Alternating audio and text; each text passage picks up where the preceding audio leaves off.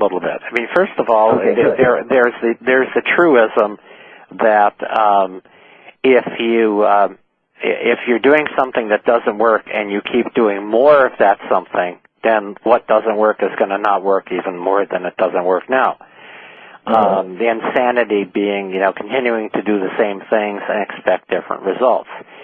So the institutions that we have in our society, the things that we've empowered, mostly subconsciously through beliefs that we've inherited, through even chemistry that gets passed down in our mother's womb, that is an indication. We get the first indications of what the world is going to be like while a fetus. And based on the mother's chemistry, based on whether her perceptions are saying the world is a friendly place out there or the world is a dangerous place out there, we make more hindbrain if we perceive that the world is going to be an unfriendly place. We make more frontal cortex, frontal lobe, if we get the perceptions that the world is a friendlier place. So we have so much of our own unconscious programming caught up in the way that things used to be, and the joke is, it's not very funny, but it's still a joke, that most human beings are operated by dead people.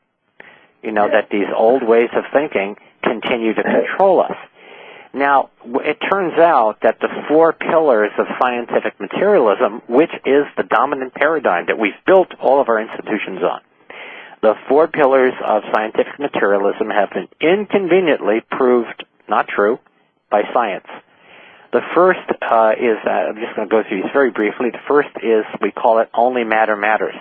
That scientific materialism, religion notwithstanding, the dominant paradigm tells us that only the physical world exists. And as quantum physicists are discovering, it's actually the subatomic world is a world of energy, not matter.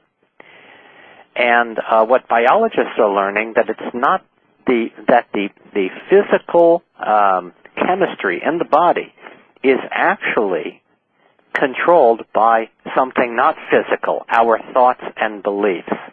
Yeah, a very, very simple example of that is the placebo effect, that when people believe that they've been given a medicine when they've really been given just a sugar pill, in about 1/3 of those cases, the people get well anyway because they thought they got a treatment. So what's that about? It wasn't in the physical medication that they received, but it was in their thought and belief. So we're seeing that we have institutions that are built on these beliefs in money, that really money, materialism, and the machine should dominate because we live in a physical and not a spiritual world.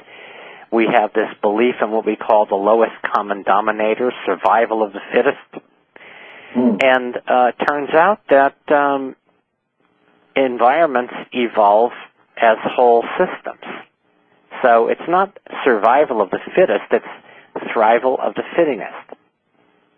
So we are actually, the reason why all of these institutions are not working, and the reason why we have banks robbing people instead of the other way around, is that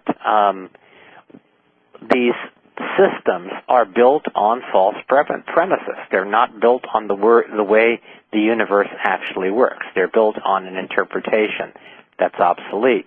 We are in this transition time. We are in a time when the old beliefs, like the caterpillar, the old structures are falling apart. They're not really able, they're not capable of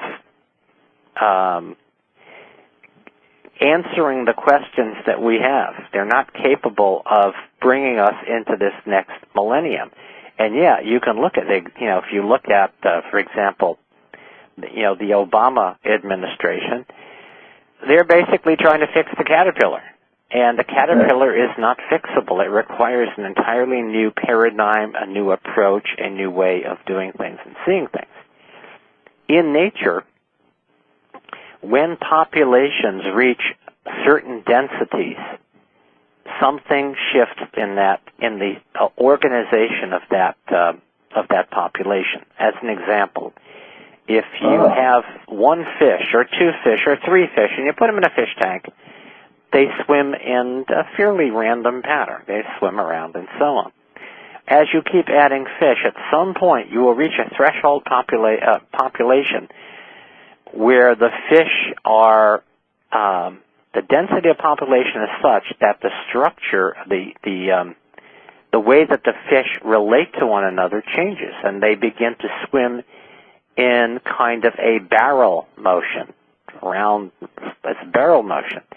When more fish are added and they reach the next threshold, they begin to swim in a schooling pattern. So we human beings have gone, I don't know how much since when the population has doubled, but certainly in the past 50 years the population has doubled. And we're coming to the point where at the number of people that we have on the planet, there's required a different organizing principle. So, for example, if you're looking at single-cell organisms becoming multi-cell organisms, that was a breakthrough, but then a further breakthrough was required when the population density increased to the point where cells needed to specialize. So we are now at a point where the organizations, the institutions that we have instituted to determine how human beings relate to one another, they are obsolete. They are not applicable anymore. Mm-hmm. And we're in the point where the old is falling away and the new has yet to coalesce. So it really is a crumbling of the old paradigm, and the new paradigm hasn't really clicked in yet, so to speak. In other words, there probably is some kind of moment or aha in the universe when, like the 100th monkey theory, that once a certain percentage get it, then everybody's got it. Yeah, yes, absolutely. And going back to the caterpillar to butterfly, there comes a point when, at first, the imaginal cells, the new butterfly cells that start popping up, are not, they're isolated and they don't survive. But at some point, there's enough of this new pattern, enough of these new cells that are popping up that they begin to communicate with one another, they begin to connect with one another, and at some point there is that threshold moment where we're a butterfly now. And of course it doesn't go backwards. The caterpillar doesn't go, I thought about changing to a butterfly, but I think I'm going to stay the way I am. That doesn't happen in nature. So what's happening right now is that the so-called cultural creatives, this is just a postulate, I'm just imagining this true, but I suspect I'm going in the right direction. These new human imaginal cells, the cultural creatives, are tuned into the signal of the healthy central voice from this new organism called humanity. Now, what's interesting about the caterpillar and the butterfly, this is a very important point, is that caterpillar and butterfly both have the same DNA. The difference is in the signal that they are receiving. So I would suspect that the people who are waking up to this notion of, I think we're all in this together, they are receiving a signal from this human, from the organism called humanity that doesn't exist yet in the physical, but exists in the field. And it seems that would also be connected to the awakening of the heart and compassion and conscience as well as consciousness. Yeah, well said. That's exactly right. Because if we look at, in the book we go into a great deal of detail about this. We talk about the heart and the exciting discoveries that have been made via the Heart Math Institute. And essentially, the heart sends out waves. And depending on the coherence of these patterns, there is a direct correlation between the coherence of these heart wave patterns and the sense of peace and equanimity that people feel, and the secretion of hormones that are beneficial, that make us feel happy and secure. So there's a direct relationship to the physical heart and the chemistry of the body that helps determine our mood. Now, there are certain techniques that the heart math people have developed which allow us to entrain our heart waves with a coherent pattern, and so we end up being more in touch, more intuitive, more peaceful. What's also interesting is that when people come into the same room, their heart rates tend to entrain, just as tuning forks would attune with one another. So we know now that the heart actually, the physical organ called the heart, actually is a way for people to connect with and relate to one another.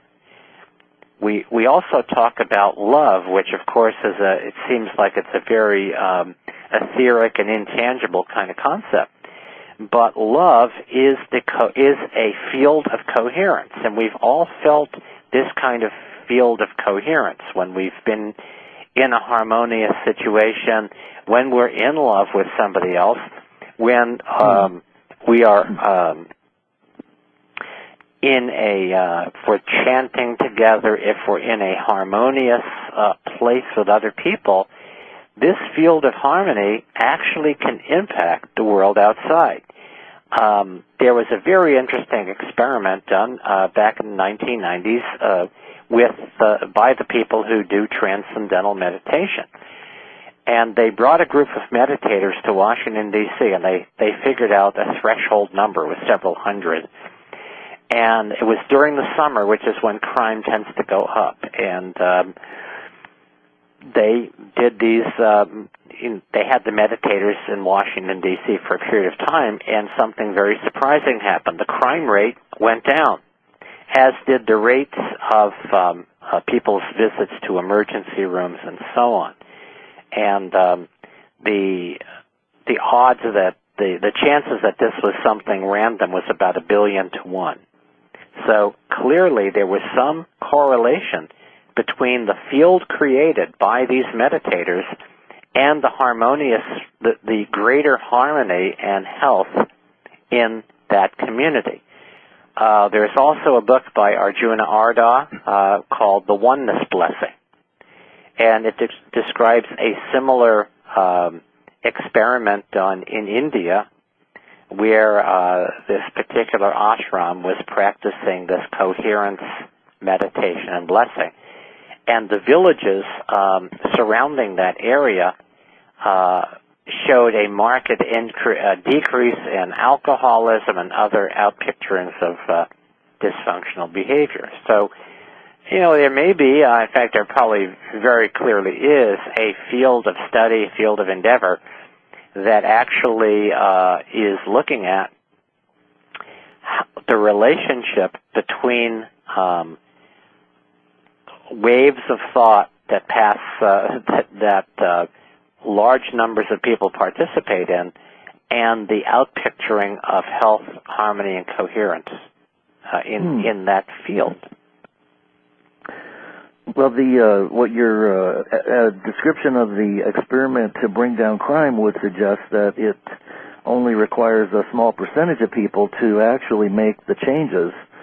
So that could be similar to what you said about the new consciousness paradigm that's emerging at this time, which hasn't quite clicked in yet, it doesn't seem, that there is going to be a quantum leap, hopefully, and we might find out, like you said with the butterfly, that we have wings and we can fly. Yeah, and of course we might fall on our faces too. But you know what? I'd rather try and trip a few times than not try at all. Yeah, and again, what you described earlier of if this is really happening, why are things so screwed up? Thank you. And getting more so every day. And it's because every institution, every field